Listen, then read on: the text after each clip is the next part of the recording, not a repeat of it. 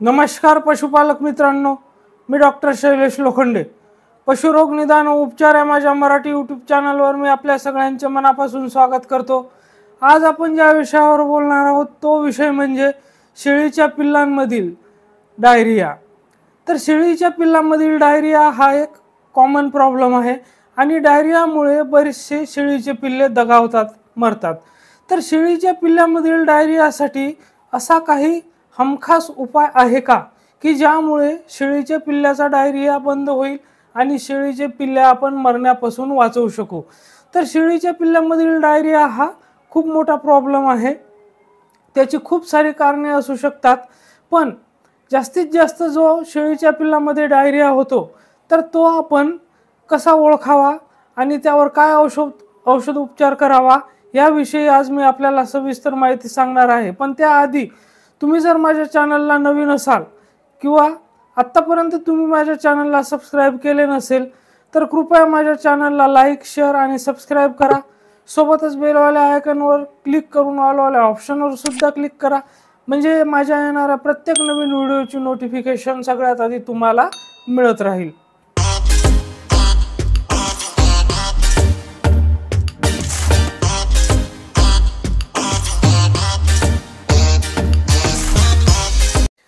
बऱ्याचशा पशुपालकांना त्यांच्या फार्मवर हा प्रॉब्लेम पाहायला मिळतो की जे बकरीचे छोटे छोटे पिल्ले असतात तर त्यांना डायरियाचा प्रॉब्लेम होतो.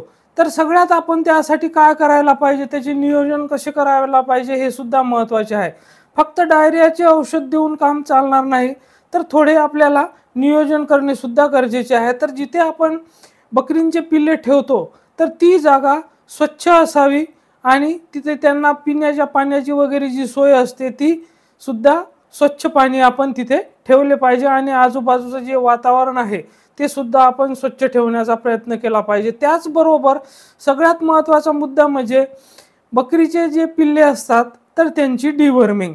तर डिवर्मिंगमुळे सुद्धा आपण डिवर्मिंग करत नाही, त्यामुळे सुद्धा बरेचदा बकरींच्या पिल्ल्यामध्ये, शेळींच्या पिल्ल्यामध्ये डायरियाचा प्रॉब्लेम आपल्याला पाहायला मिळतो.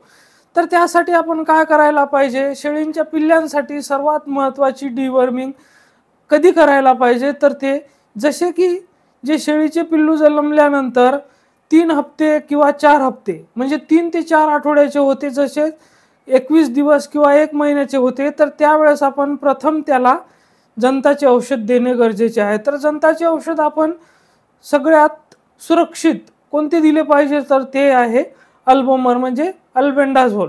तर कोणतेही अल्बेंडाझोल जे आपल्याला ज्या ब्रँड नावाने मार्केटमध्ये अवेलेबल असेल तर ते फक्त सॉल्ट त्यामध्ये आपल्याला अल्बोमर असले पाहिजे. तर अल्बोमर नावाचे औषध म्हणजेच अल्बेंडाझोल असले पाहिजे.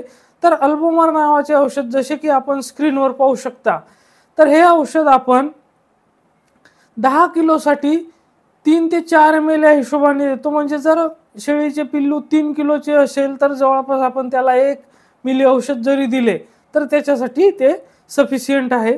आणि त्याच सोबत दुसरे औषध मी आपल्याला सांगतो, जसे आपण स्क्रीनवर बघू शकता की हे O2M नावाचे जे सस्पेन्शन येते, जे सिरप येते, तर त्यामध्ये ओफ्लॉक्झेसिन आणि मेट्रोनिडाझोल असते.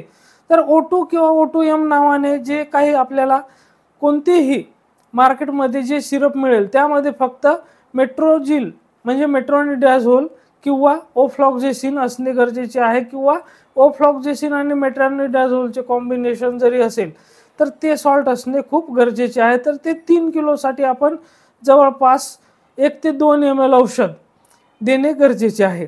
तर हे अल्बोमर जे सस्पेन्शन आहे ते फक्त आपल्याला एकदा त्या पिल्लाला द्यायचे आहे आणि O2 जे आहे तर ते आपण 2 वेळेस किंवा 3 वेळेस संडास थांबेपर्यंत 2 किंवा 3 वेळेस आपण त्याला जास्तीत जास्त देऊ शकतो. आणि तरीही जर संडास थांबत नसेल तर आपल्या जे पशुवैद्यकीय डॉक्टर आहेत तर त्यांचा सल्ला घेणे आपल्याला गरजेचे आहे. आणि अशा प्रकारे आपण जर नियोजन केले, एकदा पिल्लू 3 हप्त्याचे किंवा 4 हप्त्याचे झाल्यानंतर त्याला अल्बोमर एकदा आपण उपाशापोटी 2 ml पाजायचे आणि नंतर जे O2 सस्पेन्शन आहे ते 2 ml आपण त्याला सकाळी आणि संध्याकाळी पाजायचे. एवढं जरी आपण केलं तरी आपल्या शेळींच्या पिल्लामधली कसल्याही प्रकारची संडास जरी असली तरी ती त्वरित थांबून जाईल, आणि जर नाहीच थांबली तर आपल्या जवळच्या डॉक्टरांकडून त्याचा उपचार करून घेणे गरजेचे आहे. कारण शेळीच्या पिल्लांमध्ये जर संडासचा प्रॉब्लेम म्हणजे डायरियाचा प्रॉब्लेम जास्त काळ राहिला तर त्यामध्ये डिहायड्रेशन होऊन लवकरात लवकर पिल्ले दगावण्याची शक्यता असते. म्हणून आपण उशीर न करता त्याची ट्रीटमेंट करून घ्यावी. धन्यवाद.